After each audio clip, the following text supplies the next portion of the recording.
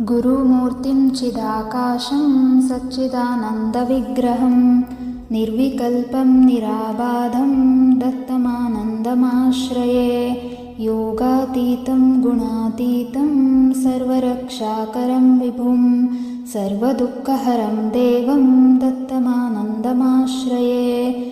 अवधूतं सदा ध्यानम् औदुम्बरसुशोभितम् अनघाप्रियविभुं देवं दत्तमानन्दमाश्रये। निराकारं निराभासं ब्रह्मविष्णुशिवात्मकं निर्गुणं निष्कलं शान्तं दत्तमानन्दमाश्रये। अनसूयासुतं देवम् अत्रिवंशकुलोद्भवं दिगम्बरं महातेजं दत्तमानन्दमाश्रये। सह्याद्रिवासिनं दत्तम् आत्मज्ञानप्रदायकम् अखण्ड